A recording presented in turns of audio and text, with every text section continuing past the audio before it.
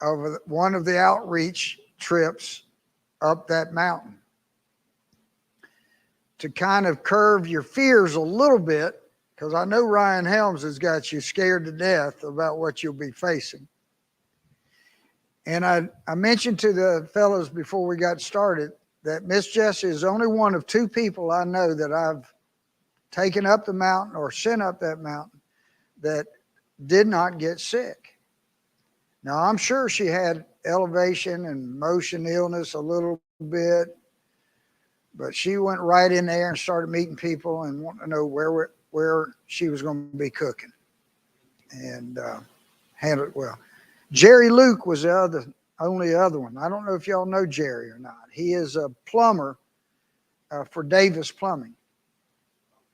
And when I got to the point where we had it all framed in, the building framed in, and we had not put the flooring in yet, we were setting floor joists and stuff.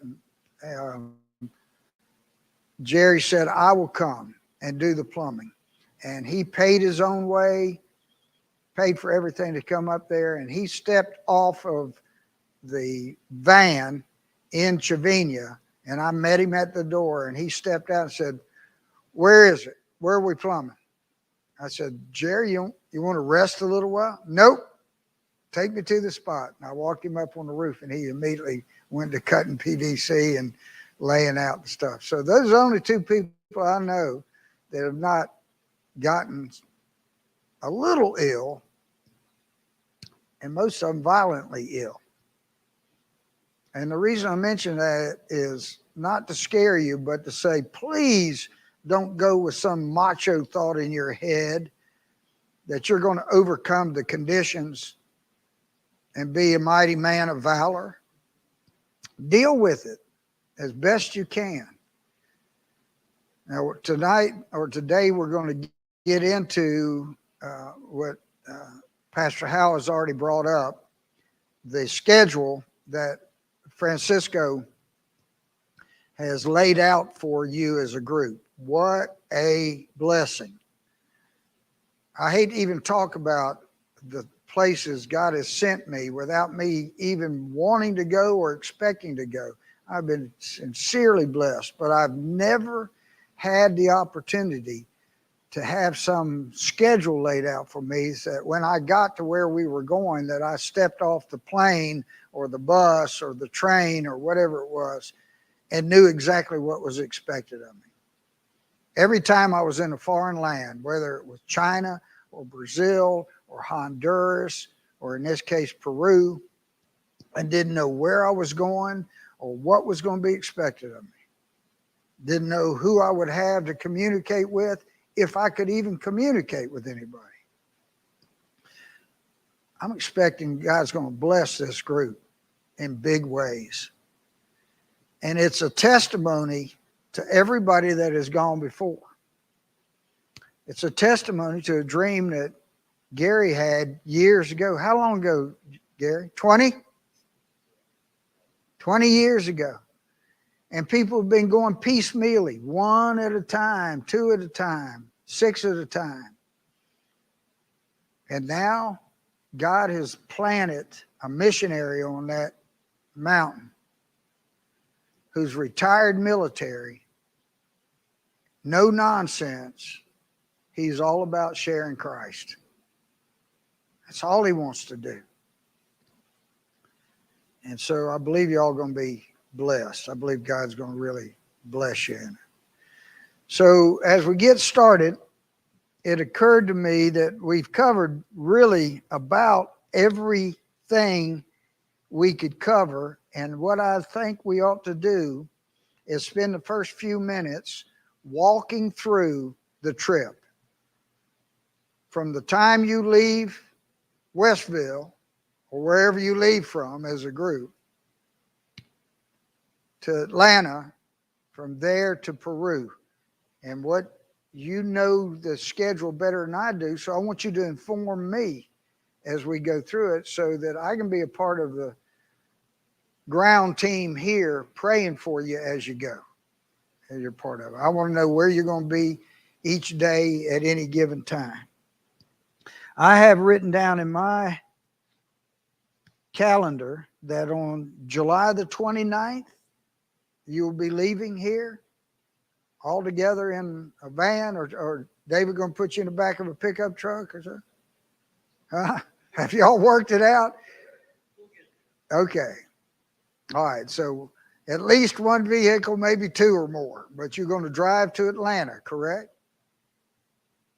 So on the 29th of July, you're going to arrive in Atlanta, and the plane flies out that night. 11:30 at night?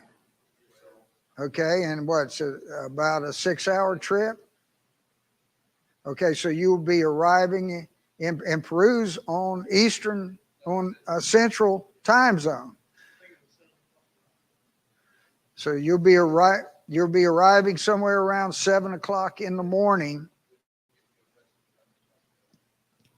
Saturday morning. All right. I want to make very clear with Jerry, in which we've been communicating with. I know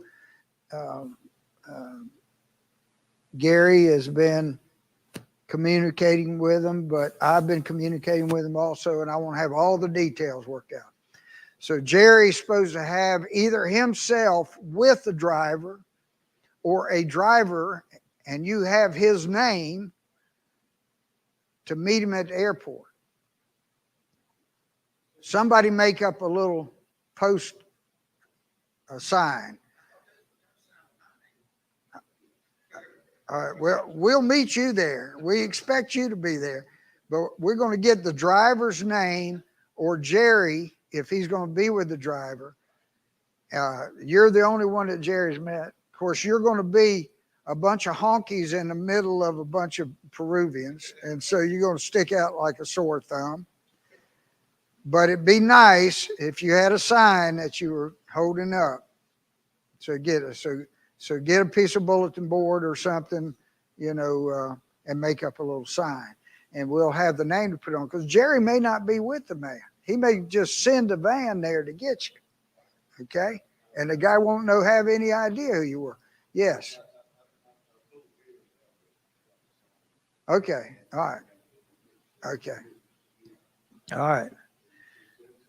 All right. Very good. So we'll find out what the sign says that Jerry's got.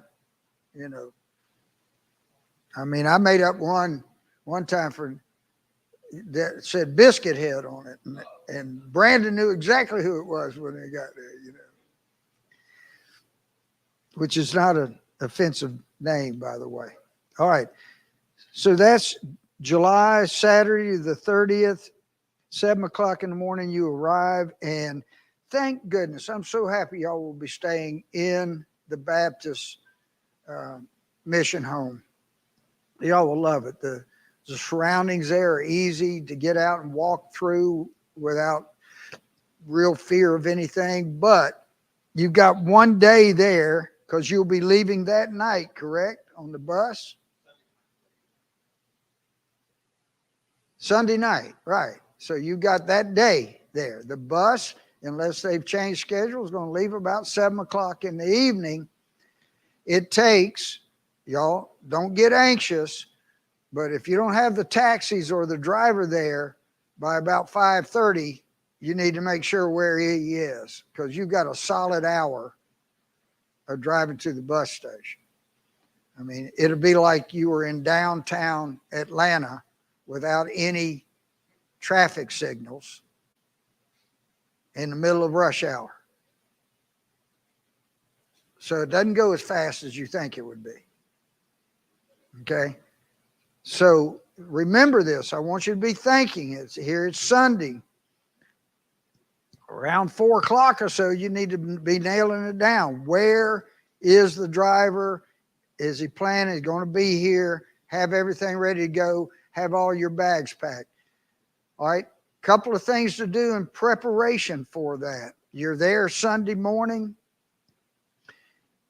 I wish I could remember her name. I proposed marriage to her a couple of times. I know. Thank goodness she didn't speak English. But if she's there and she's able to wash your clothes for you, including the clothes you wore there, I mean, so that you can be sure to having clean clothes for 5 days, there's a washing machine that I put in the hostel, but you may not have easy convenience to it. And if you wash something, you're going to have to hang it out on the line. So, I mean, it's nice to be sure that you've got clean clothes. If you want to wash some clothes, including the ones that you wore to get there, and she's there, she will do it and dry them and fold them neatly for you and probably charge you at least $1 for it. Okay.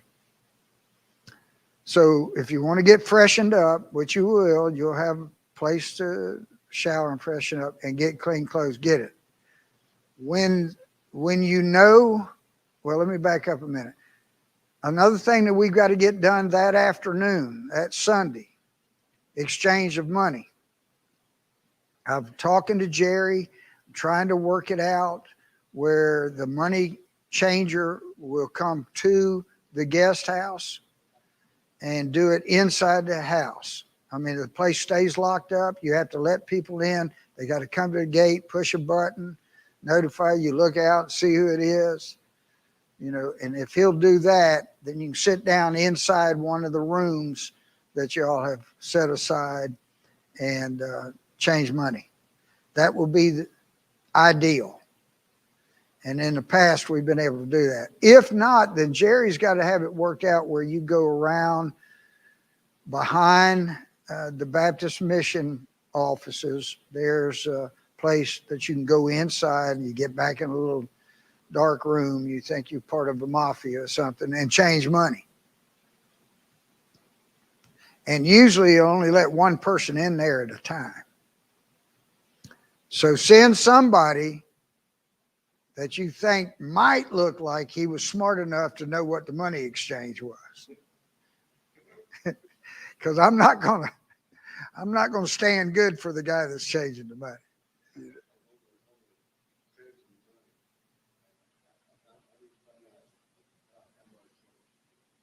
What the exchange rate is and how much you're taking.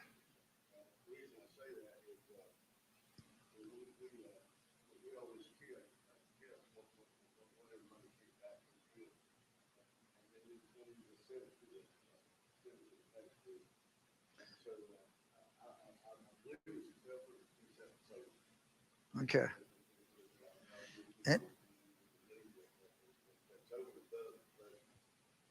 And Jerry should know, and but I don't want to rely on him to do everything. And but you need to know so that after you get it exchanged, you're able to divide it back up to everybody what they're getting.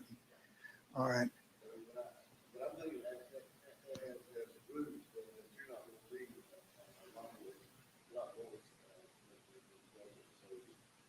I would, yeah, yeah.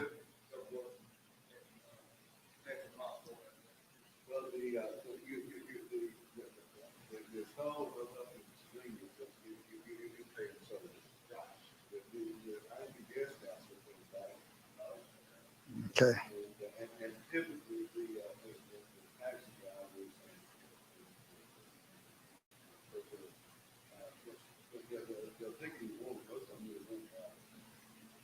Yeah, they'll take either one. But now when you don't want to carry a bunch of American dollars around with you, and so now with that in mind, when you do a money exchange, you know what they want, huh? $100 bills, crisp, clean, brand new, fresh off the mint, $100 bills. So get your money together, get it into hundreds. Go to the bank. You want brand new $100 bills. Okay. I mean, I'm serious. When the money exchanger looks at it and it's an old crinkled up bill, the biggest crime in most foreign countries, you know, is not murder and homicides. It's counterfeiting. And China was the same way.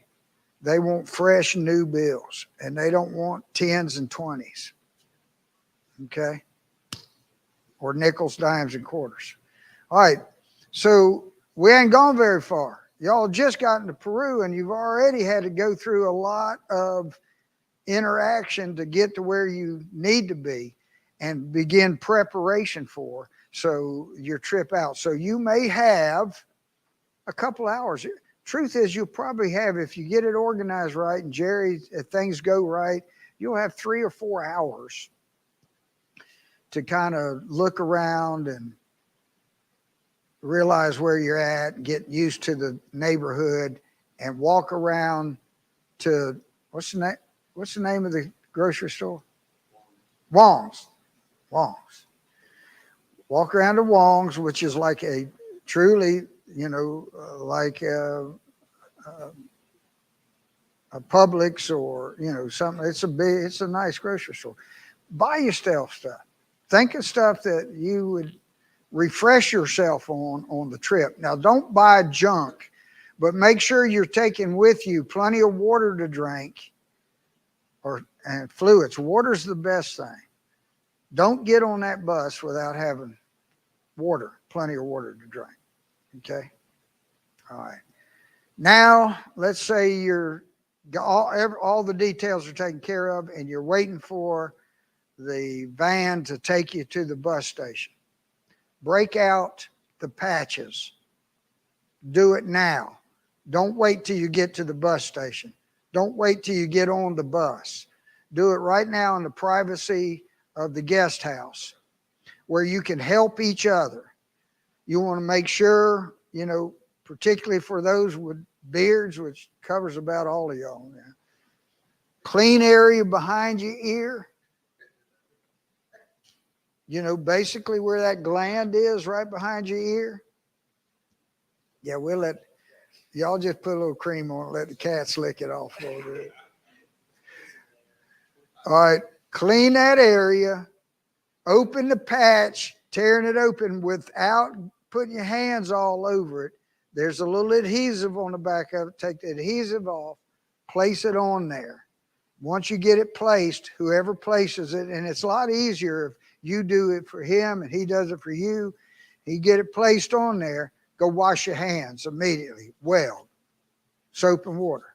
So you don't have any of the residue on there. Because if you got residue of that stuff on there and you do this, I mean, you'll survive, but it's going to be aggravating. Your eye dilate like that, All right. David, you had a question?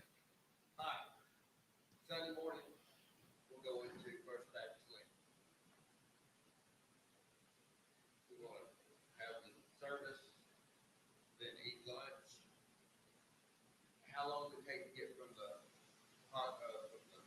missionary hospital to First Baptist Lincoln?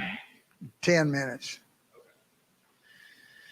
I mean, you could probably walk it in 15 or 20 minutes, but I mean, yeah. Yeah, but you just make sure Fernando or Pastor Manuel, it doesn't get real long-winded. I mean, oh, okay. All right. Well, you know what you're dealing with there. Yeah. Cut it in half because they're translating everything you say. And this sounds like I'm teasing, but in Spanish, you can walk up and say hello to somebody. When they say it, for some reason, it's like 8 or 10 sentences. I'm like, but I just want to make sure after we ate lunch, we had time to get back, grab our bags, put patches on, and go to the bus station. yeah.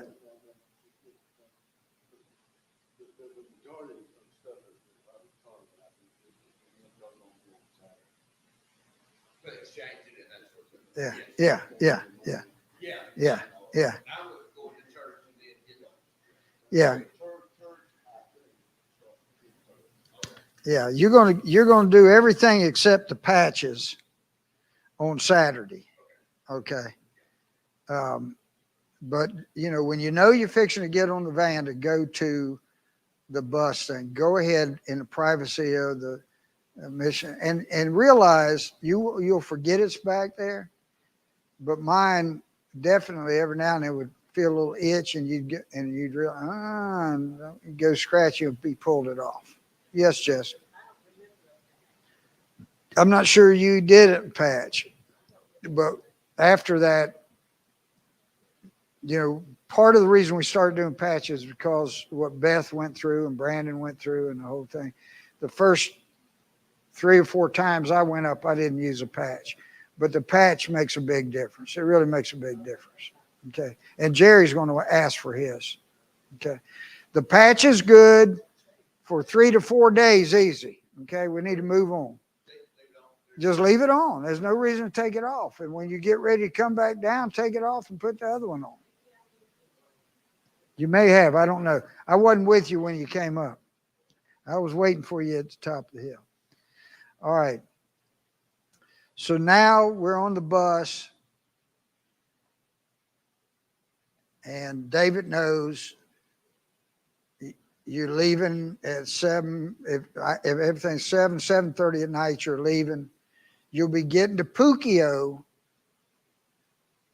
about 9 o'clock in the morning. Okay. And even though it's a huge bus, sleeper bus, Greyhound type bus, bigger than a Greyhound, they will shut it down. It'll be pitch black. There is a bathroom there. And for old men like me, you got to use it. Miss Jessie said she never got out of her chair the whole trip, But it's not the most sanitary bathroom. Upstairs above you is 200 Peruvians that are coming down using that same bathroom. So pace yourself and go, but drink plenty of fluids. You will arrive in Puccio 9 o'clock in the morning, thereabouts. You step off the bus. If you got to go to the bathroom, you'll wish you had used the bathroom in the bus, because there'll be little cement stalls about the size of this podium, square, with a toilet in it. And for 1 coin, for a quarter in American, you'll be able to buy 2 little pieces of toilet paper. And they will allow you to get in. So take some toilet paper with you. I'm going over this because there are things that you may not be thinking about. You'll still have to pay for the toilet paper because that's how you get into one of the rooms. There'll be a row of about 6 or 8 of them. And Miss Jessie said it was kind of like a hog slop. And I think she's flattering it to say that. Pay to, yeah, right. Well, no, when you get up top, when you get to your destination, you'll have indoor plumbing and bathrooms and stuff. Puccio. All right. Now, honestly, most people don't realize that you're 1,000 to 1,500 feet above the height that you're going to be going to when you get to Chivigna. Puccio is actually higher up in the mountain. And when I got to doing it on my own, I literally started spending the afternoon resting. I get there at 9 o'clock in the morning. I check into a little hostel right across the road. And for 3 or 4 hours, I'd lay down and rest before I took the 3-hour drive. It's usually about 3 hours from Puccio up to Chivigna. And that you will be in a Toyota van, a regular Nissan van, or something like that. Okay. And you're all together. But you have to immediately get off the bus. You want to find out where your van is, because you've got somebody hired just for y'all. And you want to make sure that he knows who you are and you know who he is, and get everything loaded in that van. Same guy that came down and got it. Can't promise you that. But I will know before you go. I will know. Okay.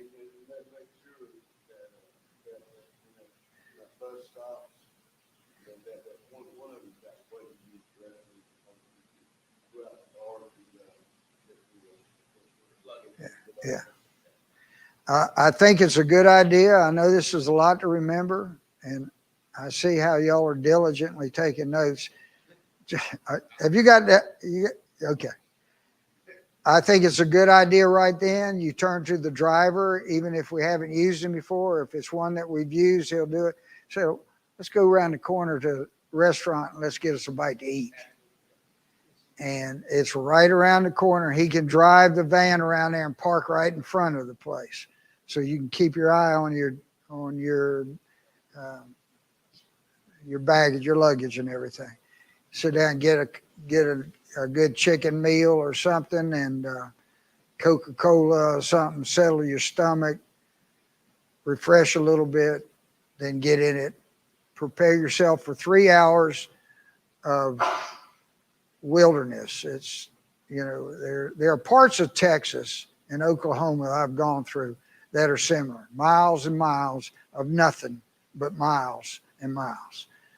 And you will go above the tree line and then come back down. And when you get above the tree line, it's all rocks. It is deserted wilderness. There are no way parks to stop at and rest. If you have to go to the bathroom, tell him. If you have to throw up, tell him. Get out and do it. I mean, you ain't going to embarrass anybody, because there ain't going to be anybody anywhere around. Okay? 3 hours of it. And the last 45 minutes, you'll actually start seeing trees, and you'll be so thankful for it. We're going back down the hill then. And you'll be able to see Trevina 40 minutes before you get to it. You can see it across the way. If we get to see this video, you'll see what it's like to pull up on the street outside of the hostel. Now, here's something I don't know. I know where the hostel is that you're staying. It's about a 2-block walk from there. But you really need to go, I guess, to it first, get unloaded, get in your rooms, get acclimated to it. So somehow, Gary, we need to communicate with Francisco. They're going to this hostel. When they get there, somehow we communicate. He's got a phone.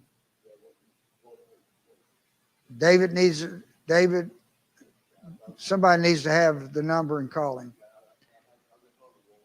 All right, Jerry will be with him. Jerry can call him. Jerry will be so happy he is not staying in Cirillo's hostel. He'll be ecstatic. He'll probably want the honeymoon suite. Okay.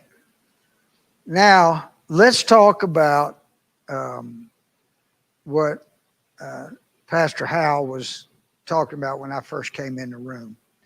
The agenda that is laid out, expectations for y'all's teaching.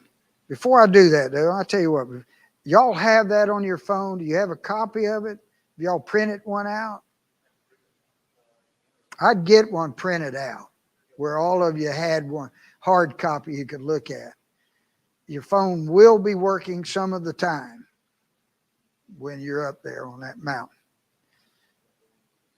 All right. But before we do that, I want y'all to respect Miss Jessie a little bit here and let her just relate to you her experiences going up that mountain, what it was like for her. I wish she could tell us the secret of how she did not get sick. You can make good money off of it, Miss Jessie. But the whole experience, though, just tell us about it, Jessie.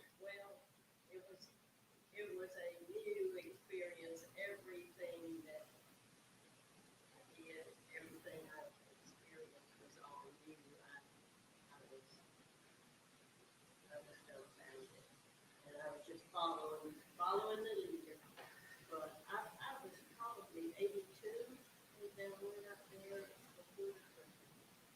Yeah, before COVID. Miss Jessie's 82 years old. You want to speak in this microphone? You want to speak in this microphone? Because we're going to record you. Just hold this. You can hear it from me. Okay.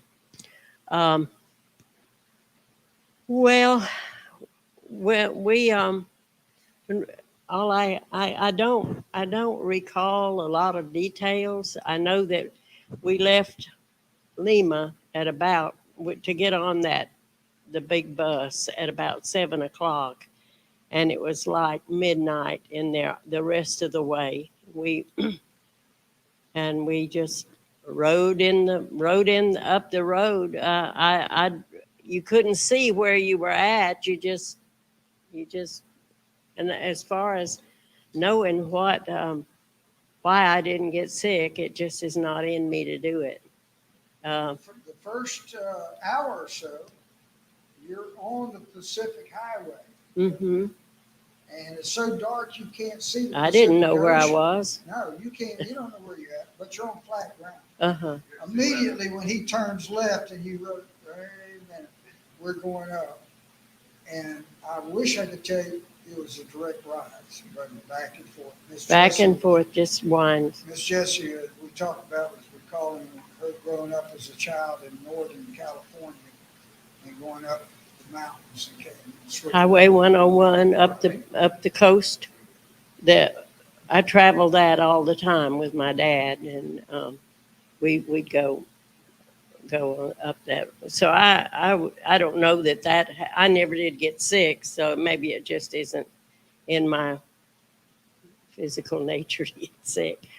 But like you said, as far as how I felt, though I know that I felt the turns and winding roads, but as far as it making me sick, it was just bad. It was just dark, and you were listening to other people throwing up. No, So who was sitting right? Miss Jessie was on one side. I was in the single seat, Single seats on the other side was the double seat. and that was Brandon and Beth Brandon, my pastor, his wife, were directly across. across. And of course, they kept checking on me, but they needed somebody to check on them. They had a hard time, but I didn't. And but as far as any experience going up, it was just what you can imagine it was, the winding roads, and you just go with it. And Finally, you stopped in Phuket. at Pukio, and it was 10 o'clock in the morning, if I remember right, when we got there, and it was bright sun, and we had been in the blackness all night, and we stayed there probably an hour or two. I don't know how long we stayed there, and that's where you can relieve yourself, and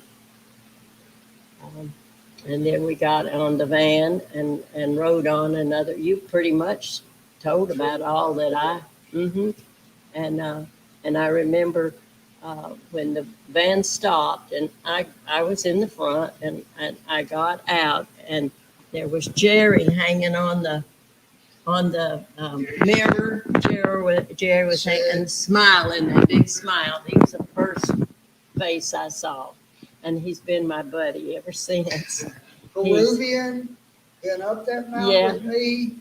I never counted them, more than 20 times over the whole course of being there. Got sick every time. He didn't throw up every time, but he was cautious. Well, I probably looked like the devil, but I didn't feel that bad. We got out of the van and went on up into the little apartment that you had built for us, and they made me go, and I had to go lay down in this bedroom, and I didn't feel like it, but they insisted I must. They thought I was gonna, I guess, fall out, but they were all in the little kitchen area talking and having a good time, and I had to stay in that bedroom by myself. And Jesse was the only one that was not sick. And I didn't Only one want to that didn't stay in throw there. And I didn't want to stay in there. I wanted to be out with them. Every time I'd get up and go out, they'd send me back. I don't know what's wrong with me. Well, that reminds me of something that y'all need to face. I don't know how many mission trips y'all been on. I've gone on enough that I will never go on one without great expectations. If you're there sincerely to do anything you can, and you humble yourself to it, the Holy Spirit's going to be there. Mm-hmm. Be looking not for what you can do, Just but what use is me. possible around you. Yeah. Just use The me, Henry Lord. Blackaby version. Look around you and join in with what God is doing. Mm-hmm. It's not like you're the hero of the moment. But maybe God will bless you for being a part of what He's already doing. Thank you, Miss Jessie. And the reason I say that is the way Miss Jessie was being treated. I was there, and I wasn't tuned in, Miss Jessie. And probably like all the other grown men there and women, sitting there thinking, well, she's frail, she's old, she's frail, she's 82 years old. We need to accommodate her. All right. I can't tell you how many times that attitude, though, I've run into, mainly in the almost 12 years that I was going to China, at least once a year, sometimes twice a year. And they would, and the IMB found out what we were doing, and they were so happy to join us that they started sending college students there on trips. And we have to accommodate them. And they all came, every one of them came with their mind set on what they were going to do for these poor, dumb Chinese and how they were going to share Christ with the Chinese. Some of them left with the blessing of having, maybe for the first time in their life, really had seen Christ at work. Christ at work, not them. But sure, absolutely. My main reason for going with Brandon and Rodney, Rodney thank you. was I was going to witness to Louisa. She was going to be and I had met Gladys, my interpreter, while I was in Lima. She came. Brandon and Beth had gone shopping and left me with apartments there, and somebody knocked on the door, and it was Gladys, and she was my interpreter. This is important. Listen to this story because this is important. It was a wonderful time meeting that sweet lady, and we had a long visit, a private visit together, and she was going to go up with me, and she was going to interpret for me. We got on the bus the next day to go, or that evening, I guess it was, that evening after I met her. And she is from there, and I'm sure had been to Chipping, I don't know. No. She had never been. First trip. Well, she got deathly ill. She was having convulsions. They put her in a room in the apartment. She stayed there all night, and they were all of them taking care of her, watching over her. The next day, they had a meeting and decided that Gladys was to go back down, to get up now. They took her back, and I had no interpreter. So all I did was stay around the apartment, cook. And cook some of the best pot roast I've ever eaten. We had Jim, Th- Yeah. Yeah. He's a good cook. So I just floated around, and I didn't see Louisa, I don't think. The whole time. All right, the reason I want to hear that, yeah, right.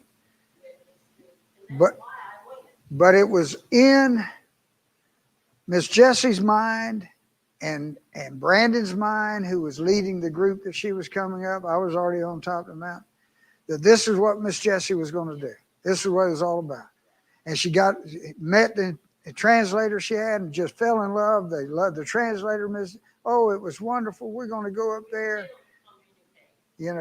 And yeah, still friends on it. But it all fell apart. if she was stuck in her mind that that was the reason that she was there, what do you think she would have been thinking? There's nothing. My life, I'm a waste. Then there was Rosa. But Rosa and Porfirio, oh, I hope we have time to talk. Rosa and Porfirio showed up. They didn't even know we were up there. And Miss Jessie became friends with this Rosa, which I don't know how old Rosa is now, but I hope she's still alive. All right. Godly husband and wife, knew the Lord, was up there on their own, living in Cora, walking to Chavinia whenever they went. They had some land up there. Walk down the valley, back up. Could do it in 30 minutes. Took us 30 minutes to drive it in a taxi.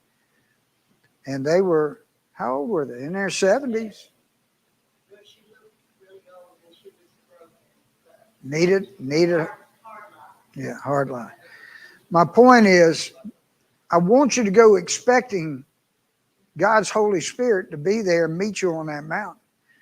But don't get caught up in your own little world of thinking what you're going to do. Just present yourself and do whatever Francisco has got prepared for you. All right, so all I want to go over is, and I talked to Pastor Howell about this, get with the guys, allocate different days to them. Let them, man, the first 2 years I was going to China, I told people, I thought I was doing the Looney Tunes version of salvation. I mean, I didn't know what I was doing. I didn't know how to do what I was doing. But I can share with you right now people that God allowed me to reach out to that I'm still communicating with years later that have grown up. The first young lady I met there, I'm going to do this real quick. So we went as English teachers. We had to disguise ourselves, so that was, imagine me teaching English to the Chinese. And, like, ni hao was how you said hello, and I'm like, ni howdy, That was hello for me. But they got over that. By the way, I was asked by Gary one time, what was a gong smith? Because that's my email. A gong. These little children started calling me a gong. A goon. And I thought they were calling me a goon. A goon, this old guy. And back then I was in my 50s. And I'm like, he's a goon. He's a goon. So finally I asked one of the Chinese teachers, why are they saying that? I mean, I put up with it, but why are they calling me a goon? No, she said, a gong. A gong. It's Chinese for grandfather. So these children were honoring me. The whole time they were honoring me. You don't know what you're going to run into. So what they would do is during what they call recess time or what we would call, they would not allow us to approach the children, and this was a middle school, and talk with them, but they'd let us go out in this huge courtyard, bigger than the sanctuary, with cement benches around it and folding chairs out in the middle. And they let us sit down on a chair or on a bench or something. And if the children came to us and introduced themselves or talked to us, then we could talk to them. But we could not approach them on our own. And so I was the oldest in the group. We were taking high school students with us, mainly children from parents in our church, because it was our own personal church outreach. Not unlike this. I mean, this is an outreach that the International Mission Board had been a part of. The Baptist Church of Lima didn't even know where Chavinia was. Most of them still don't. All right, so I went over and sat down on a cement bench about 2 flights up. And I'm sitting there and I'm just watching all of this. And then these children, hundreds of them, getting in groups of 6 or 8 or 10, interacting with these high school girls and high school boys. And I remember very clearly sitting there thinking, Lord, I don't care if I talk to a single one of them. Just thank you for allowing me to be here and see this happening. What a gift. And I'm sitting there and I'm taking it all in, and I was there maybe 20 or 30 minutes. Nobody came. I mean, these teenage Chinese kids ain't going to look over some old man and say, I'll go talk to that old man. And I'm standing there, and suddenly a little quiet voice says, excuse me.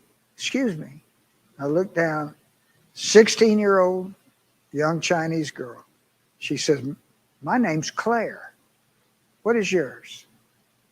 At the time, my oldest grandchild was 16 years old. And her name was Claire. Spelled exactly the same way. Now, the longer you're in the faith, and you men have been in it long enough to feel this way, at least tell yourself this. Whether you believe it or not now, I don't know. I'm sure Gary believes it, what he's been through his life. I don't believe there's any certain coincidences. I don't believe there's any neutrality in the world. I don't believe there's a place you can go and say, well, God's not looking at me here. I'm just going to relax. This is a quiet, neutral spot. No, I think he holds you accountable, as the word says, to every detail of your language, every word you have spoken or have not spoken, if given the opportunity. And you know that because I know you've walked away from many situations here in America where you'd said, Lord, I missed that. I wish I just said something. And plead for his forgiveness. I'll do better next time. Maybe. Help me. I'm messed up. And so that's what I want you to tune into. I want you to be expectant. By the way, that young lady who is now 26 years old, she's still not married, calls me regularly. She trying to think of the big city. She's not in China now. She went to college, moved. I'll think of it in a minute. Big city in the Far East, anyway. And doing well, working for a big corporation, loving Jesus, got friends that love Jesus. But she learned first of Jesus from me,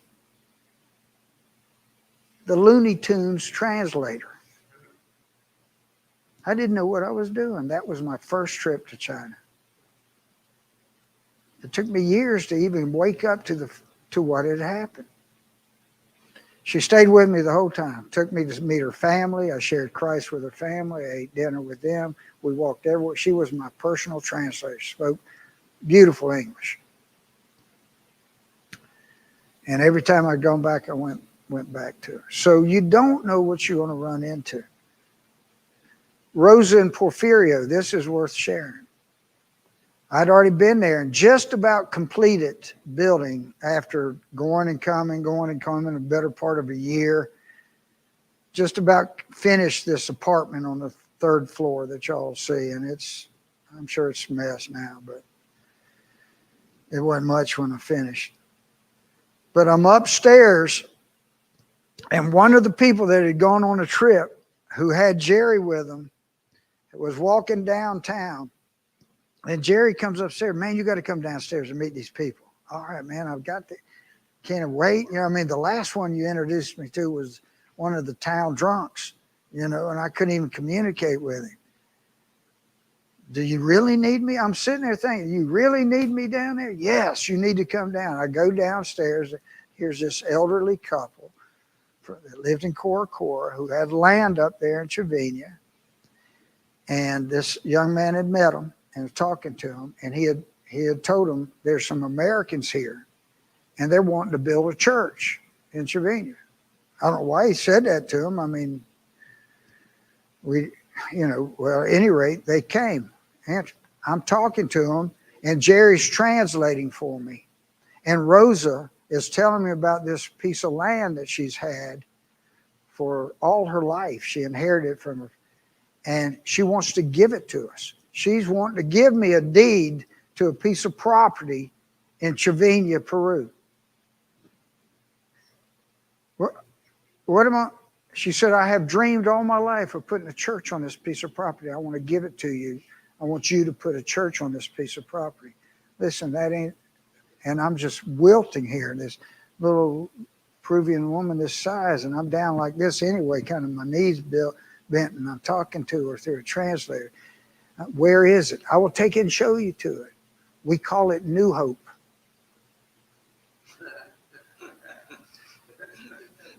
Literally, my knees went weak. And sure, we got all excited. And I was telling Miss Jessamy asked me about it coming over here. And to this day, I think, I don't know this for a fact, so I hate to start this rumor, but all I know is that it got to be known around the community that we were thinking about doing this. I got with Gary, how do we do it? How do you do a land transfer? We started talking to lawyers and, what do you do? And I think one of the people in the community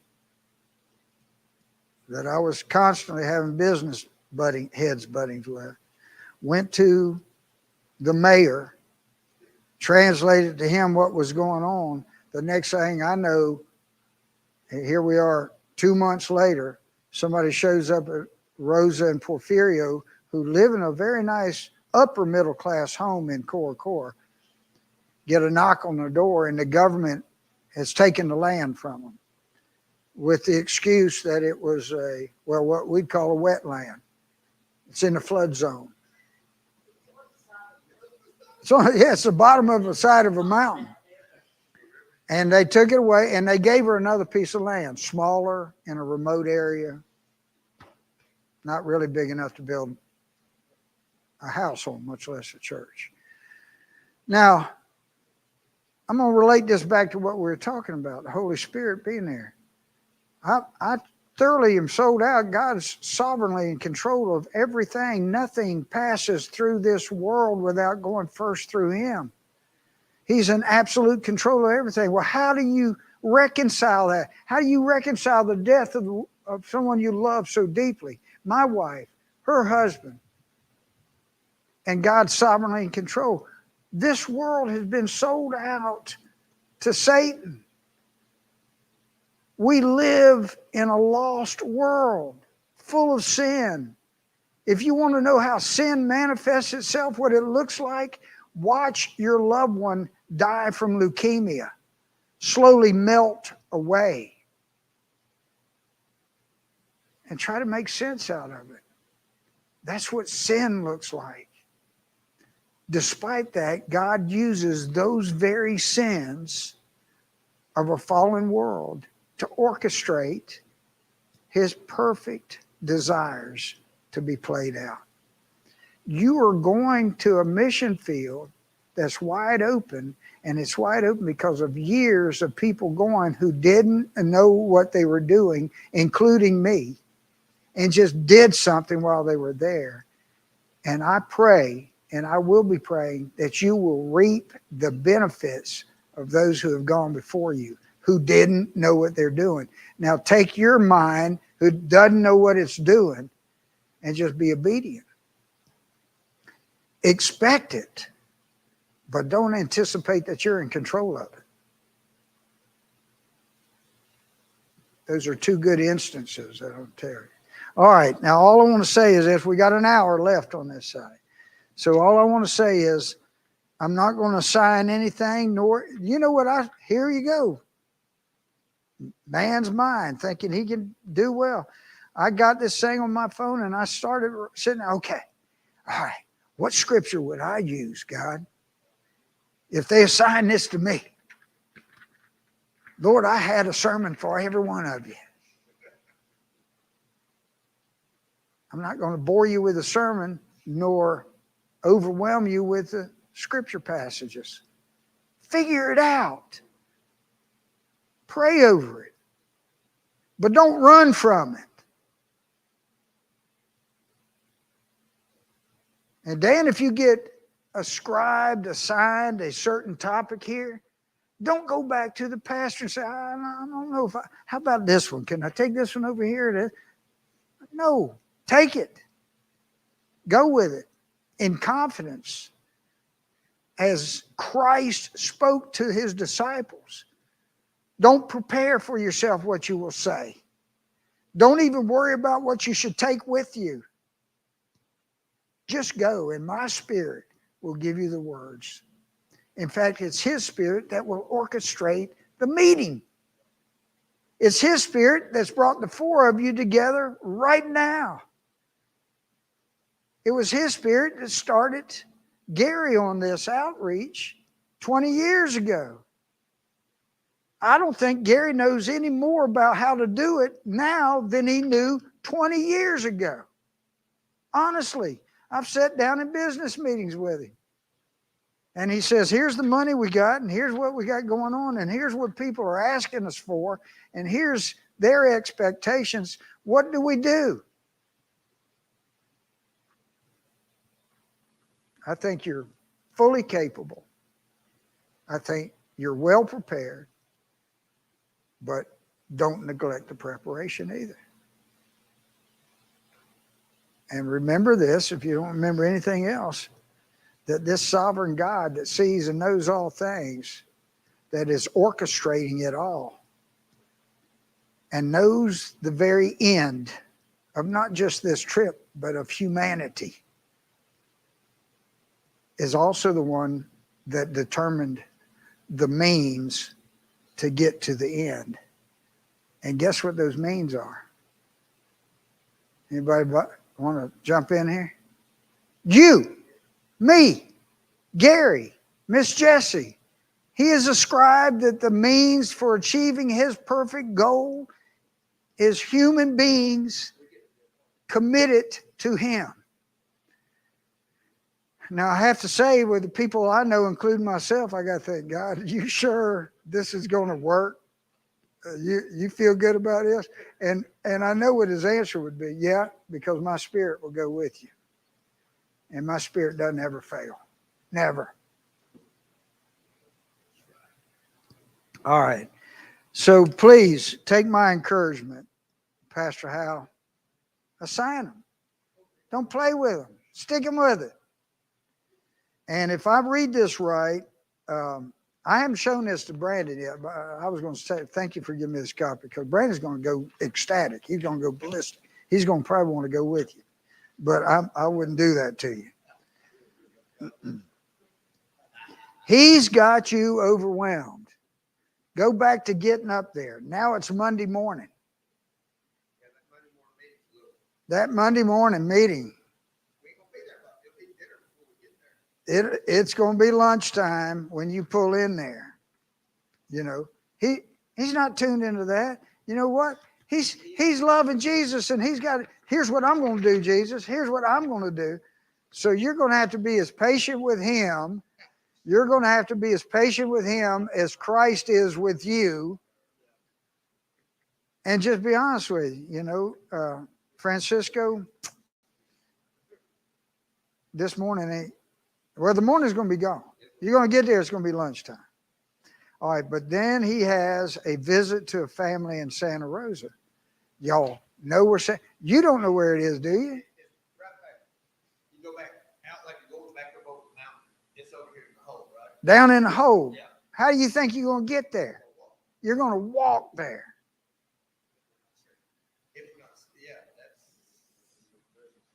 Now, maybe Francisco has got, you know, let's give him benefit of the doubt. Maybe he's got transportation organized. So let's say he does. Here, one of the American missionaries, boy, does he flatter y'all. Here, one of the American missionaries could share a message about God's love. Son, you don't need to prepare a sermon if you can't share what Christ has done in your life and the genuine love that you know that he has shed on his people from the very beginning, you need to question what theology you're embracing. All right, so there's your first day. You ain't gonna have to worry about sleeping that night. You probably ain't gonna eat. Get into your snacks and sleep well. Tuesday, evangelism to Chavinia's hamlets. I don't even know what a hamlet is in Chavinia.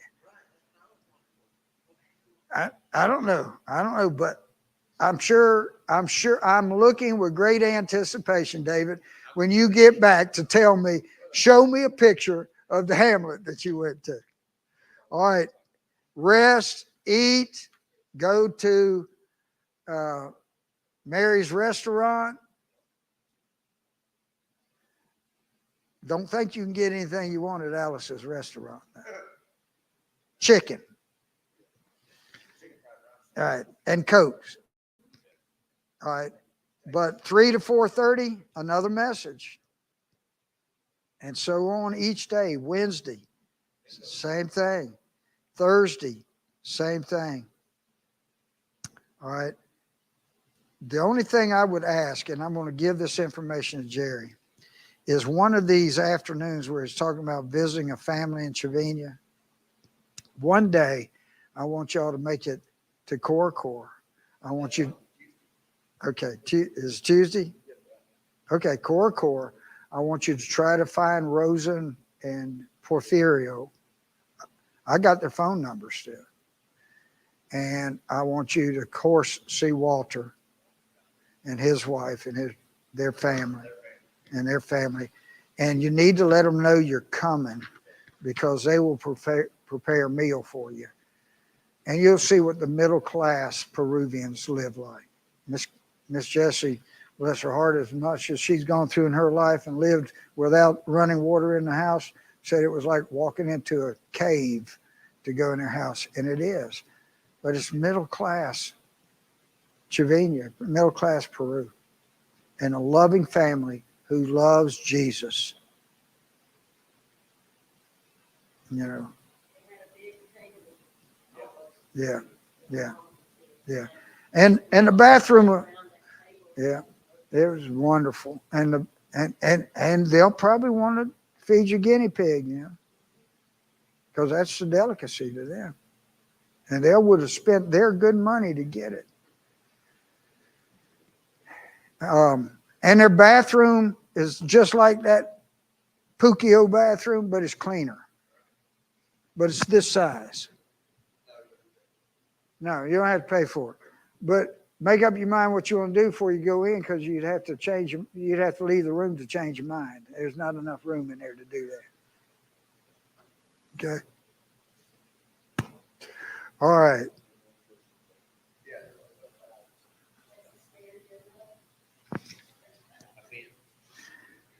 All right.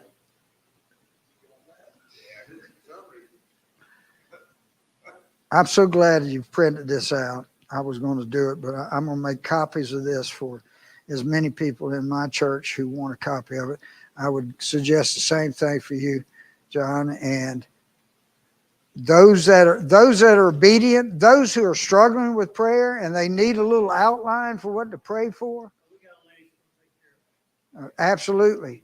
And so that they know, and let them know you're on the same time zone. So they can look at this list and they know exactly where you are and what you're going to be doing, and encourage them to pray. That's one reason I wanted to go over the routine of you getting there. Pray every day, of course, and pray at different hours of the day.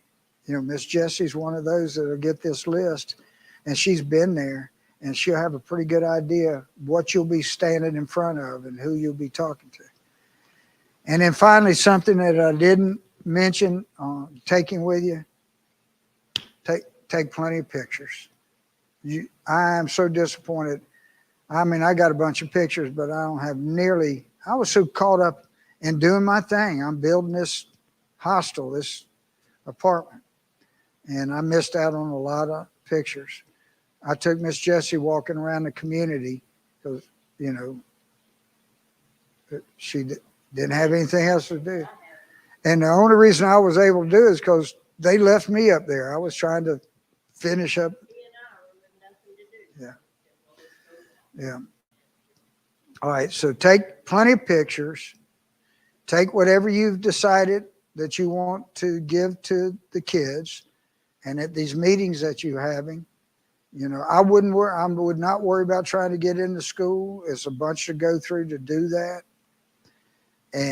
But the kids that are showing up for these evangelical meetings, certainly it'd be nice if they were rewarded for being there. They'll go back and tell others about it, and the next day you might have twice.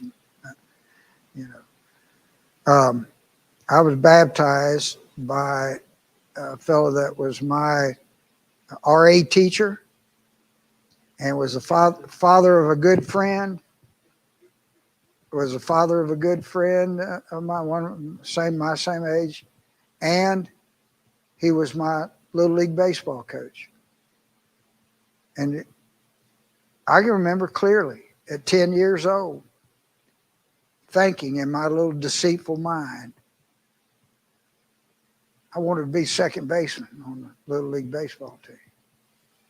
And I just felt confident if I went down with the other guys and gave my life to Jesus, which I didn't know what in the world that meant at 10 years old, that I'd have a better chance of being second baseman on the baseball team.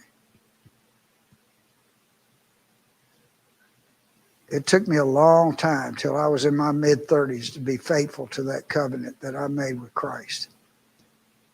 How faithful was he to me? He never let me go. Years later, when I came to Christ, I went to the pastor in First Baptist Church in Blountstown, Florida, and asked him to baptize me again.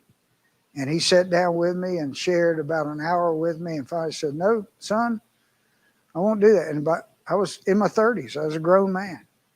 I'd been married, divorced, and remarried. He said, "No, I won't do that." And I was mad. I was mad. But, you couldn't cuss and spit and kick in a preacher's office. So I sat there and stewed a little while. And he said, "Let me tell you why I'm not going to do that. Because even though you were not faithful, your God was. And you're here today pleading for that because of his faithfulness to you. You don't need to be baptized again. You need to just go out and walk with him." Now, I'm not saying that's right for everybody. I've got a boss that I think has been baptized 4 or 5 times because he kept thinking, I don't know. Maybe thought the way I do about my work. I'm going to just keep doing it till I get it right. I've thought that way about a lot of things I've done in my life, but not baptism. I'm glad I had that pastor at that time in my life. All right, so take toilet paper with you. Maybe that's something that you didn't think about. And I mean, have it with you. The only toilet paper they got on the mountain is the old John Wayne type, Yeah. Take wet wipes with you. Thank you, Miss Jessie. Take any medications that you would take down here if you happen to have your normal headache, indigestion, stomach bug. Take it with you. Okay, you got room for that. Take plenty of pictures. Keep a notepad or a diary or something. Write stuff down. Older men think about this. Younger men don't. Nope. No. But the same thing that you'd go through on any international flight. Don't carry on anything that does not fall into the restrictions that they have. I took my granddaughter with me to China to meet Claire. I took Claire to meet Claire 2 years later. And I didn't go through details with her. And boy, they opened up her makeup bag she had bottles of shampoo this big in it, you know. She had it's like it's dumped out. It's dumped out. So you know the restrictions. Everybody knows the routine now. So, but put it in your check luggage if you're concerned about it. With the COVID that's going on now, from what I hear from Jerry, all along, that they're really hard on them down there about going out, and I was wondering when you were talking about the go Yeah, shopping. Jerry. They haven't liked it. Thank you. I don't think about it. Jerry will give you the restrictions that you may have. Peru is even more strict than America, or has been than America is, and probably less strict on visitors than they would be on their own Peruvian citizens. But Jerry knows the routine now. Okay. And y'all have gotten a notice that they're not going to require you a test to come back, and at least not this week.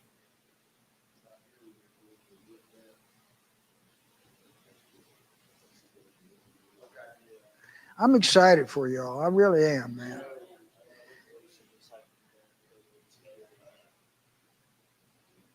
All right.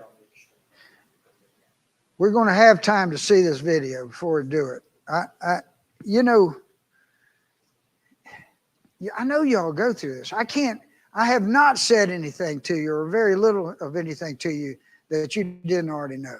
I've certainly not shared anything of Christ or any scripture with you that you weren't already aware of, and maybe even know better than I did. You know, but when I think one of the reasons I am so dedicated, and I'm not bragging about this, I don't mind challenging the Holy Spirit on this. Show me where I'm not what I ought to be, God. But one of the reasons that I am as far along on this journey as I am now is because, unlike my two sons, I got two daughters that embrace Christ, but my two sons who still think they got it figured out, you know, they got some vision of a supreme being floating around in their head, but that personal relationship is just not there.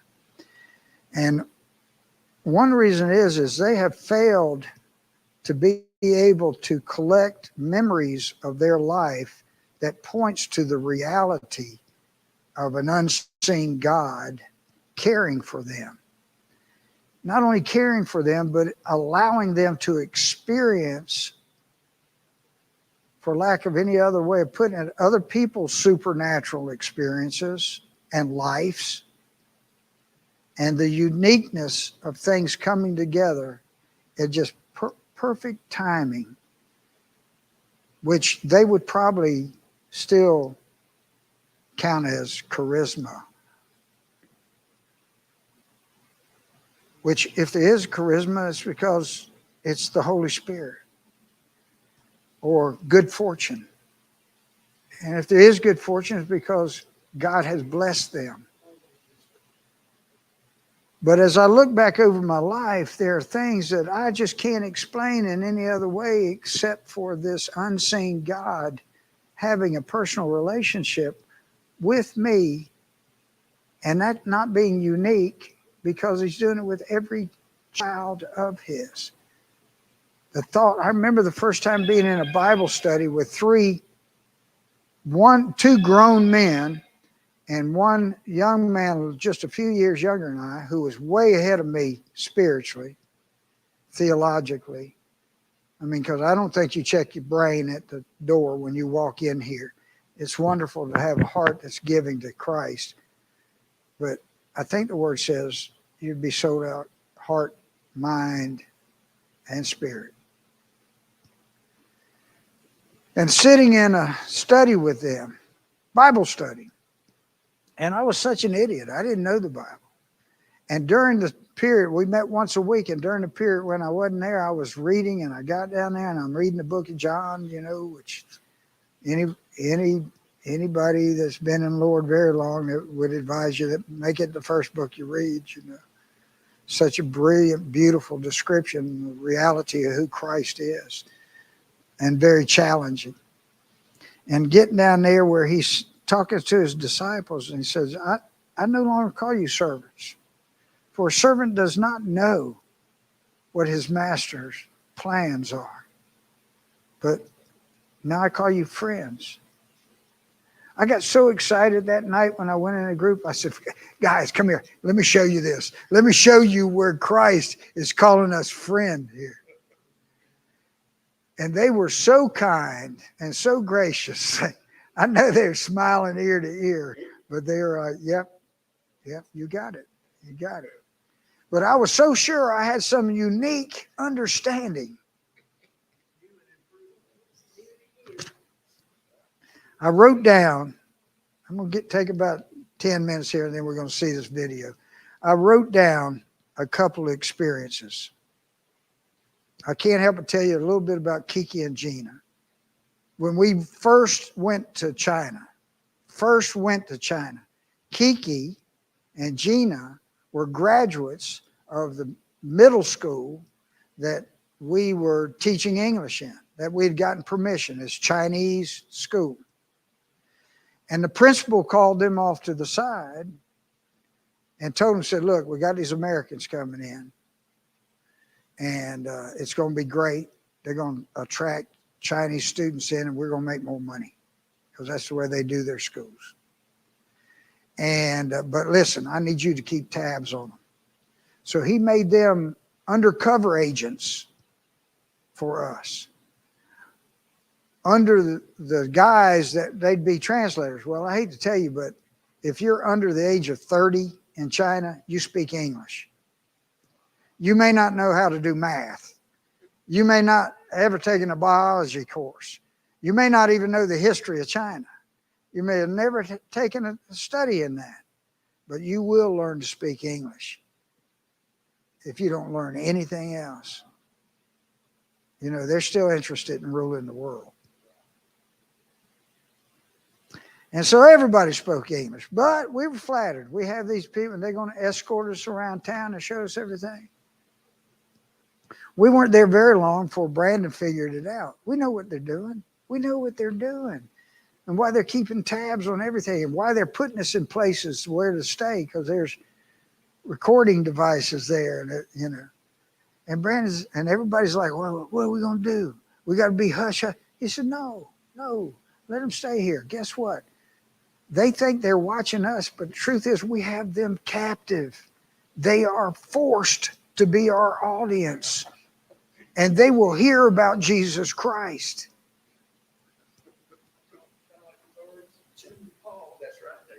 Kiki, who is now married to a good friend of mine who was a pastor, associate pastor at New Hope at one time, is now living in Destin with him, with 3 kids, loving Jesus, teaching Jesus, leading Asians that she can communicate with to Jesus.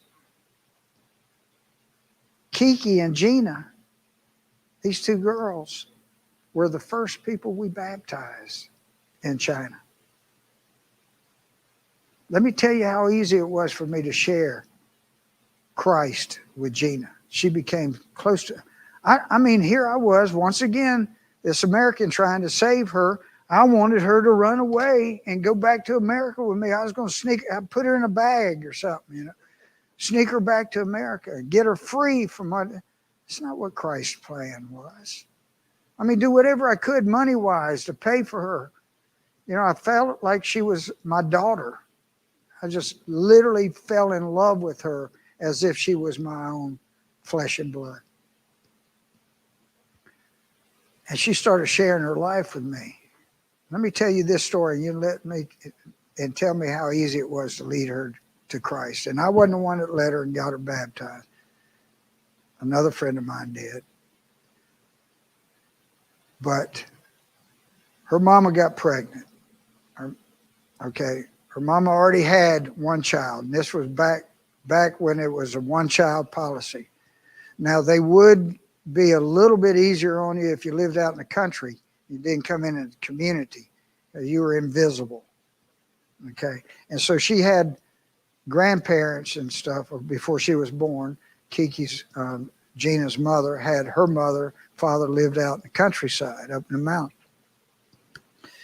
So Gina's mama gets pregnant. She's already got one child. She runs off to live with her mom and dad in the mountains. And the Chinese, as fallen human beings would be, jealous of her being up there pregnant with this child, starts communicating with the police. We know where she's at. We'll keep you informed. And her mother has delivery, childbirth.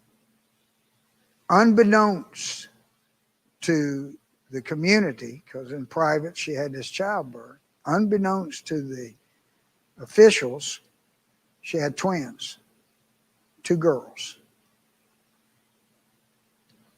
So the police show up to take the child. And her mother makes a decision. Which one of these children, which one of these girls to give away?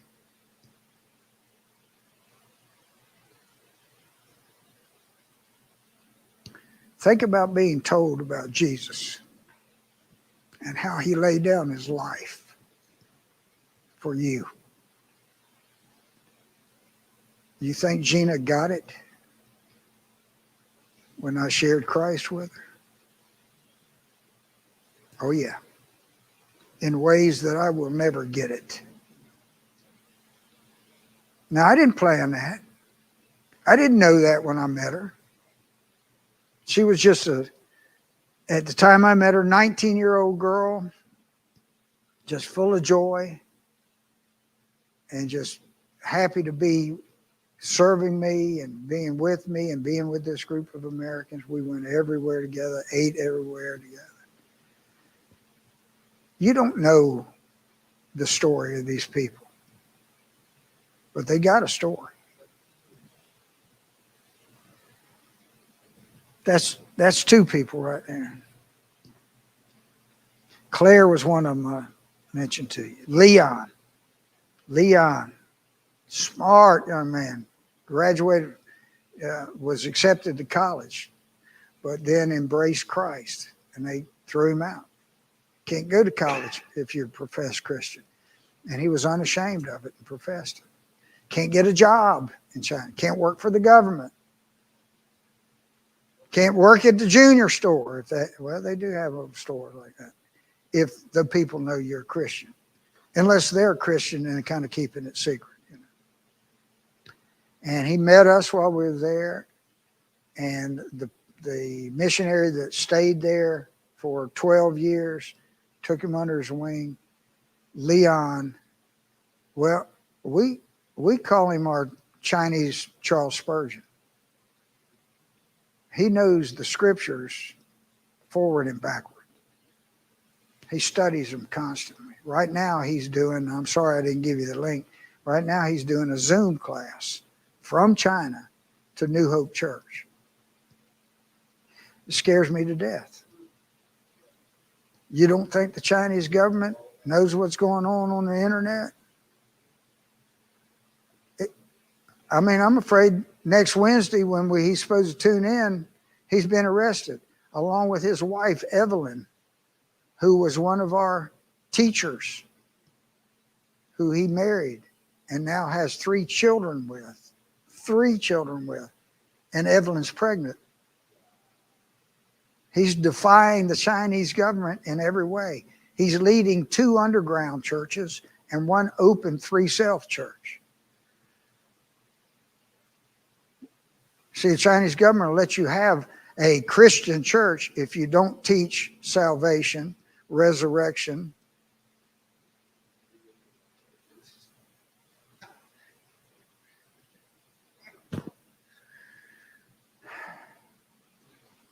Do you think I saw that in him when I first met him? Do you think Brandon saw it in him? No, but we saw some unique young man who was sold out to Jesus Christ. And we had to hold him back to keep him from going to the city square and preaching the praises of Christ.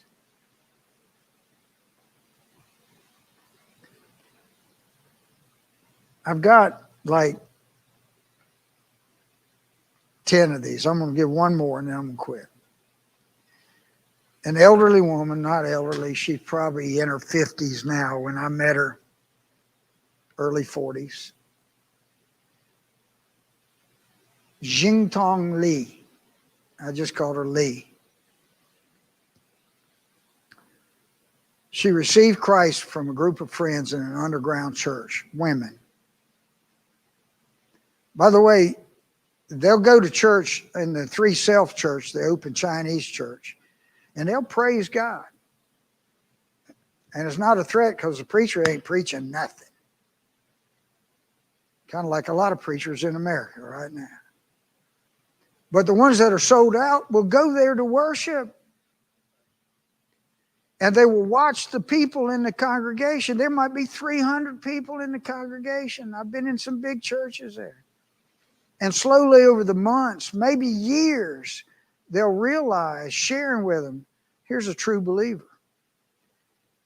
And in time and safety, they'll invite them to an underground church, a quiet church, where they will learn the true Christ. And that's what happened to Lee. And her husband found out about it and told her she had to stop, and beat her and humiliated her. You got to give it up. Now, they got 2 sons. They're 2 teenage sons at the time. And she promised she would give it up because he beat her into submission. But she kept going back. When he would go at work or he'd be out on a drunk at night, she would sneak to the church. And he realized that she was doing it. So he went out one night like he was leaving and watched her leave, and he followed her. And when she came out of the worship service and was coming back home, walking through an alleyway, he jumped on her and beat her and nearly broke every bone in her body with a lead pipe. And then took a pair of scissors and gouged her eyes out and left her in the dark for dead. 2 of the sisters that she'd been worshiping with passed by the same way an hour or so later and found her and took her, didn't take her to the hospital, took her home with them, and the whole underground congregation nursed her for months. And when she got healthy enough that she could have broken bones set, and operations done, they took her to a hospital. She obviously was going to live. They didn't question what had happened. They fixed her. Now the government found out what was happening.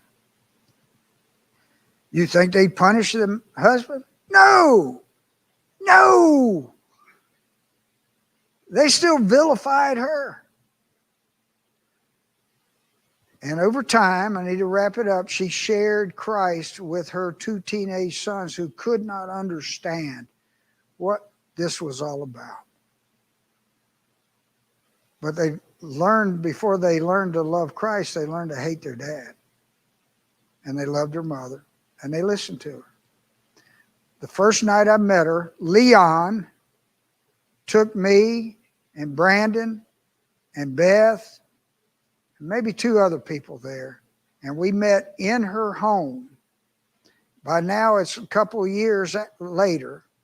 The 2 boys, because they couldn't get a job, because they professed Christ, were taking rough jewelry, jade and stuff, and refining it, polishing it up, and selling it back to retailers who were setting it into rings and bracelets and stuff. And that's how they were making their money. And they were working out of their house. They had it set up in their living room, these little tables were doing this work. And they brought in one of their friends. So there was 3 guys at the time, about 20 years old, 22, something like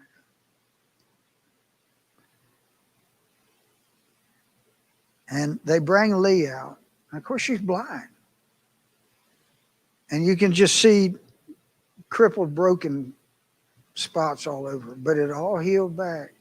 And I want to tell you, she was beautiful, physically beautiful.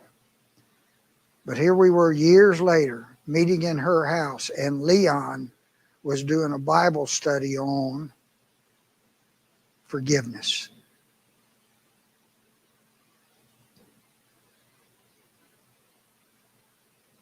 Teaching the forgiveness of Christ to these young men and this woman that was broken. Everybody's got a story. And maybe if you're blessed to get to know some of these people, maybe you'll find a story in it. I want you to go expecting Christ, His Holy Spirit will be there to meet you. And don't let your ego override your better judgment. This is a video I made on the way out. Literally, I told you we were going out the door. Have we got sound on it? Okay, I have to talk you through it. Can you see it? Yeah, let me just start right there. There we go. That one looks better than this one. There's, Here we are That's me. at I'm the standing out new in front of the hostel hostel. in Trevina. I'll turn around and Hostel point out San to you. Martin. We what repainted We've the been front working of it. on now for 4 There was months. 2 stories when we got And there. we're taking this video to And I'm give just the narrating people that have been here an idea of how it's changed. what it is. And of course, the people that have been supporting us And what all we along have with done. their prayers I wish we had and sound. money on what they invested their hearts and minds in. So follow me on through it. This is the face of it. As a matter of fact, Turn around and look. this is Cirillo over here. Cirillo, There's come here. Cirillo over there in the shadow. And Cirillo is the owner of the hostel. So I called I pray that we become good friends. We've prayed together for each other's children, and we've worked hard together and shared some difficult moments together. Cirillo, go jump. Thank you.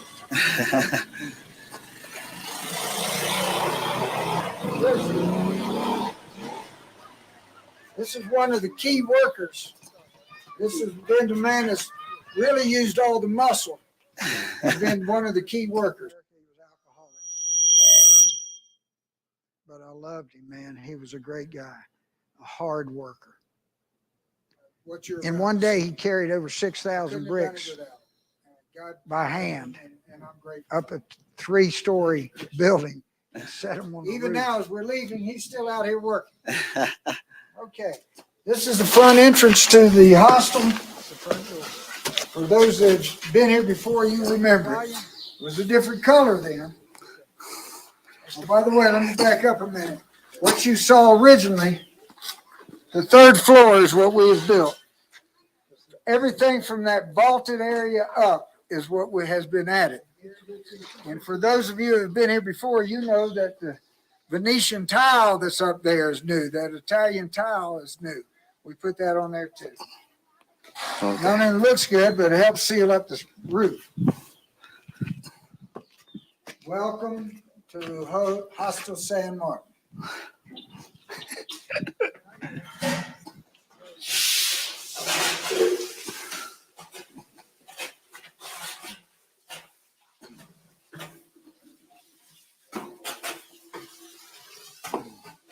This, of course, is the courtyard. For those of you who have been here before, that everyone shares. Cirillo owns all If you this step building. back here, you will see the 3rd floor. This is what has been added. All that brick. Those 3 windows all the way out to the front and back here.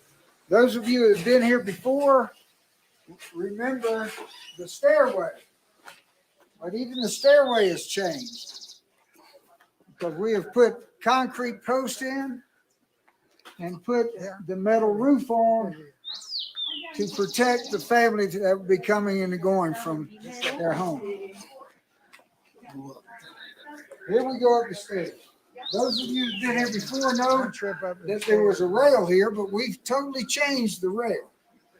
We took it down, cut it, and reworked it so that it would fit into these posts that we have built. By the way, we've added outdoor electrical. So you can turn the light on here, light switch over. turn it off Yeah. here, and follow me up the top of the stairs.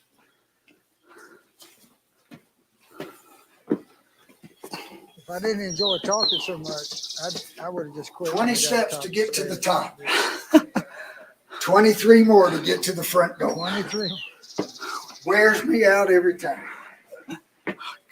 I knew how many steps it was. And we have a cutoff for the light right here. So you can turn your light on, walk up, turn it back off right here. Hold it a minute.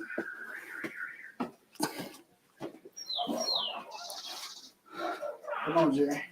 So realize now, And here's the front door you got a pretty front door. to this third floor that we have built on this hostel. Before we go up, though, there was a roof that was being used before. We had to take that roof, it was just a flat slab, of course, make it the floor to the hostel. So now we have a new roof. Let's walk upstairs again Keep a and see the new patio roof. roof top. When we built this, we had to build it with a roof that they could use. Now, unlike America, we don't have to worry about handrails or safety walls. So you make 1 or 2 steps too many and you fall 30 feet to the concrete. But in traditions, That's Trevina, Peru. Cirillo's house there. particularly in Trevina, how nice to have a big open area. We're not going to walk out on it because we just sealed it yesterday and Since it's not then, we completely put, dry. But Tile. you see, we put in a closed drying system. One of the most modern in Trevina. It has 4 poles. Each hanging pole has 4 lines on it. So we got 8 clotheslines out here.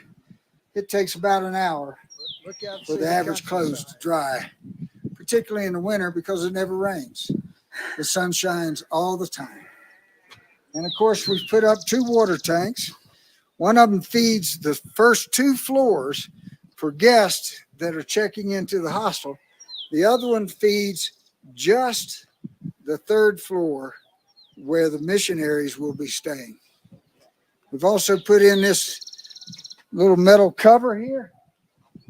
Keep in mind, we had no It does rain a missionaries lot in it. in the summer, but it was, doesn't pour rain. Field It's of just a Dreams. slow, Gary, constant build it rain. and they will come. This is enough protection Build the to house keep the first. stairway coming up here dry for anyone who may want to use it.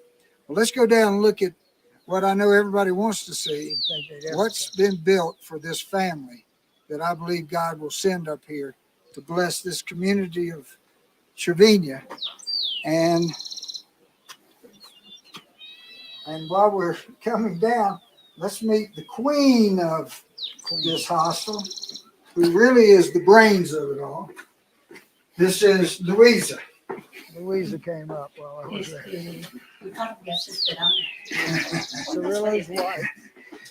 Louisa. This is Cirillo's wife, and she's really the brains of this whole operation. Whenever I need to give them money, I always give it to Louisa. You know, I hate to give it to Cirillo. Okay. She's been a blessing to me. Gracias por todo. She's been a blessing, a great blessing. Ah, sí, ahí I está. know what I'm saying. Yeah, Jerry. So Yeah, honey. here we are about to go in the hostel. By the way, we put an outdoor light here. When you come up, you'll be able to turn on the light so you can see to unlock the door. Okay. That same light, by the way, works from the inside. So if visitors come, they can turn on that outside light from the inside. Come on in. And here's the living room. It's approximately 18 by 16 feet and has in it a big enough area for seating and a corner over here for any entertainment they may have. They can get cable TV up here, and they may want to put TV in, or they may want to make this bookshelves, whatever, however they want to use it, or a study area. It's an option for them. Now, we'll come over here. Here's the kitchen, done in about a 1950s American style hospital look. Turn the light on there. We haven't finished installing them, but the cabinets will come around. All of this will be white tile. You do have an exhaust system here. Refrigerator, gas stove. An area big enough for a small family to have dinner together.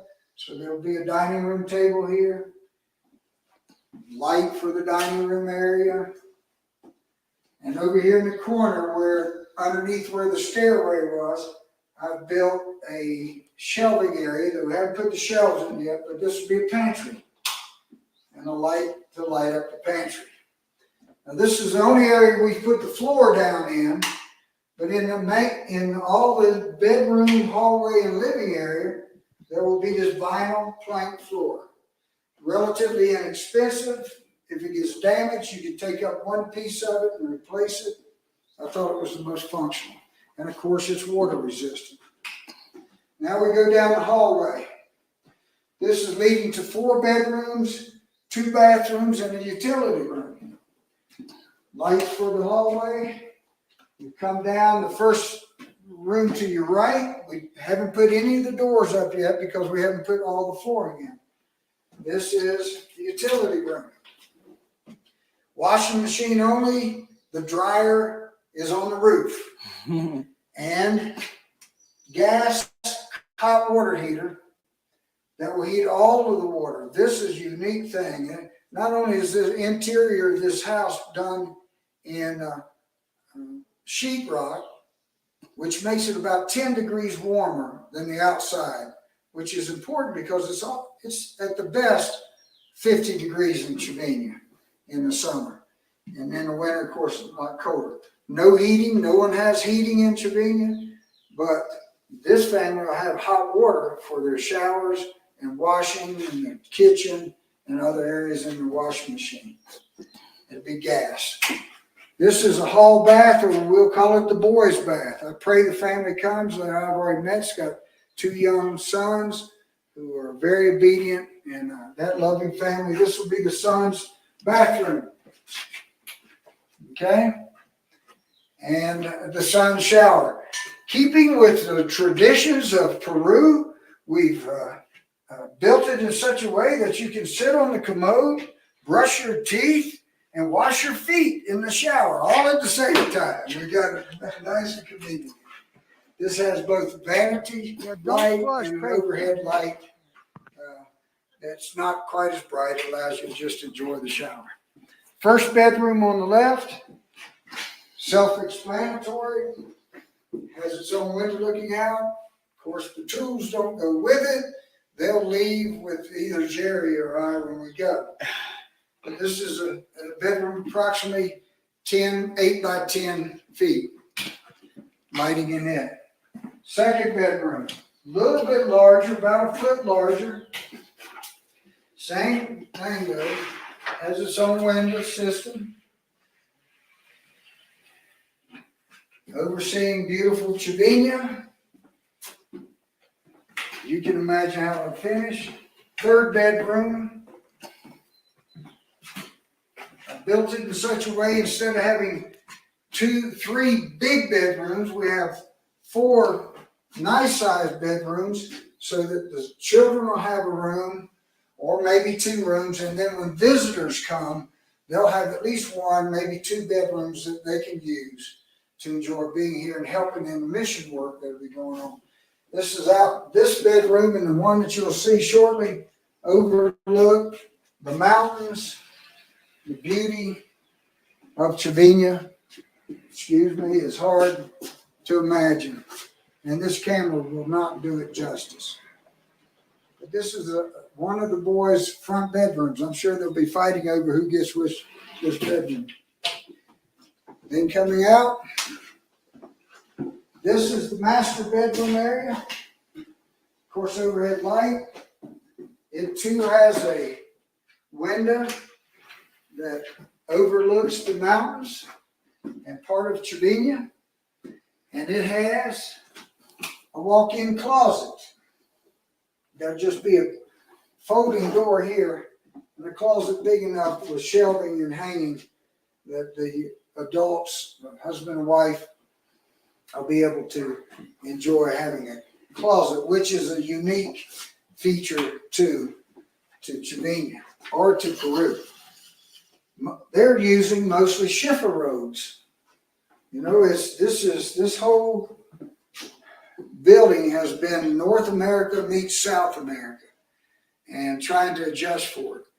Certainly I had my doubts in the beginning that I was doing the right thing, but now that it's finished, I know God has blessed it all right along the way. This sheetrock was the right thing. This house is so much more comfortable than any of the other homes that you would go in Chivina, and in fact in some of the bigger cities in Peru. And then in the master bedroom, they will have their own bathroom. This is a master bath. Overhead light, it's in and vanity light, and step in, walk in, shower.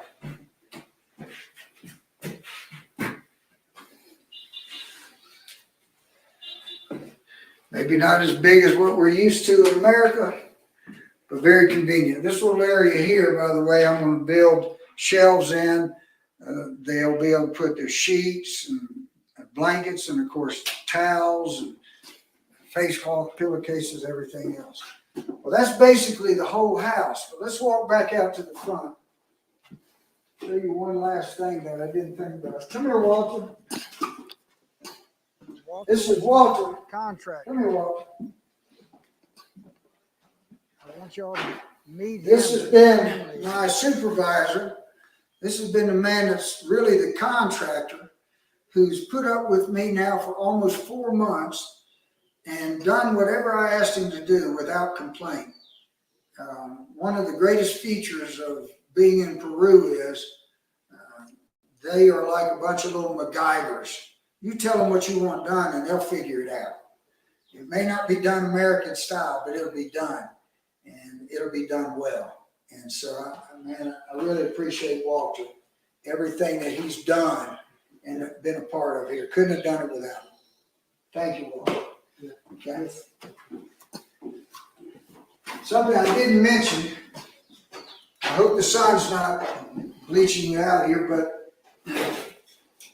this kitchen designed this window system that it would be big enough that the wife or whoever's working in here could not only enjoy this, but the scenery. This is the elementary school right straight across and the community soccer field. So she'll be able to watch her children and the other family's children and pray for them while she is here in the house. It really worked out well. And finally, let me just end with a few things.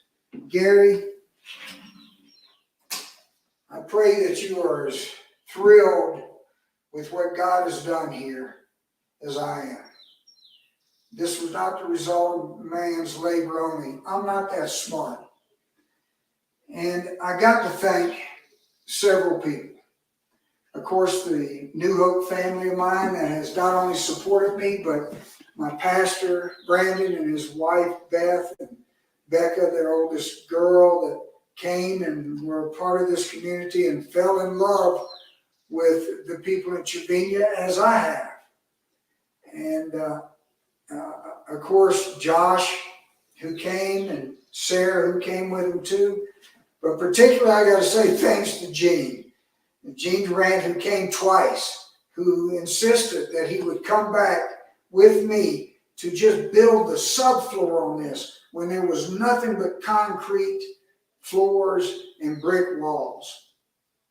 Thank you, Gene, for your sacrifice. You know what I'm talking about. And then I had 2 other men that came that I'd never met before. One of them did the interior framing. I was given his name by a missionary, and I called him, and sight unseen, he came. And he spent a little over a week with me, and we framed all the walls in this house together. He and I and Christian. Christian was our nail gun. And we did the cutting and construction, and he did the nailing. And then Tom Miller, John Williamson was his name. John, thank you. If you see this video, man, I can't thank you enough. And then Tom Miller came. I met Tom Miller in Lima at the guest house. He was here on a mission trip, and talking with him, asked him what he did for a living. And he said, well, I'm a sheetrock installer. And I said, hold on a minute, let me show you something. And I showed him the floor plan. Would you be willing? He would pray about it, he said. Great Southern Baptist decision. And but he did pray about it. When I called him 2 months later, he made arrangements and came. These men sacrificed their money, their time, and their talents. And without them, this wouldn't have happened. That was a gift from God. And then Jerry, who's standing behind the camera right now, could not have done any of this without him. God put the right people with the right personalities in place to finish what you've seen. Jerry and I are planning on coming back in June for a couple of weeks. I hate to say it in front of them now, but maybe 3 weeks. And we're going to finish out all the details. You see, we've started putting molding up at top. We have to do that because we've got sheetrock meeting concrete, and I had to leave a gap. These walls are literally about 8 inches thick. They have rock on the outside and brick on the outside and concrete, and then the framing is 4 inches away from that so that the sheetrock does not get wet and deteriorate, and then the framing, and that's why it makes it so warm and nice in here. Well, I'm finished. I want to end with a prayer, and a thank you to Gary Scott, who once again, Gary, without your dream and your desire to reach to the Peruvians here in Chivina and the Indians that live up here and speak a totally different language and do not have the gospel in their own words. Without that, none of this would happen. I pray that you see your dream and your prayers coming true. I can't wait to meet you up here together in a finished product. But I will end in this prayer. Holy Father, thank you. I know whether anybody else who's watching this realizes that this is not the result of man's determination. It is, however, the result of man's perseverance. There is a difference. As determined as I may be, I don't have the talents to accomplish what you have done here. But through men like Gary who have persevered in prayer and have committed their money and their time to this project, you honored it, and you honored me to allow me to be a part of what you've done here. May the family that comes, whoever they may be, honor you also, Lord, and love you in such a way that your beauty and grace is shown to this people in this community. In your name I pray, amen. Amen. Well, now you got a little bit of an idea of what you're going to. And John, end us in prayer.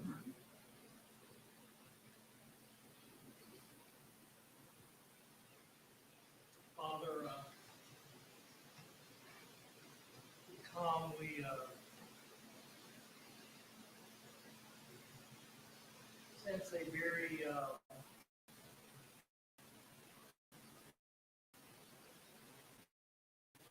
important day coming. A day that you put on the calendar for us. A day that you supplied the resources before we gave